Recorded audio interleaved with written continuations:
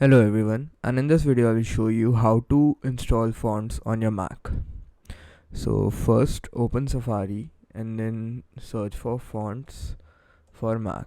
Now you can go to whatever website that you would want to. Once you are there, select the font that you want to download. So for example, if I want to download this one, Atmosphere, I'll just download it on my Mac. Once the font is downloaded on your Mac, open Launchpad and open the application Fontbook.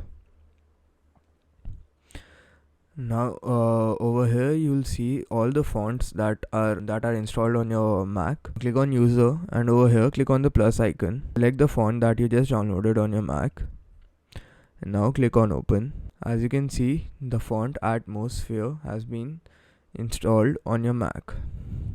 So that is how you install new fonts on your Mac. Thank you.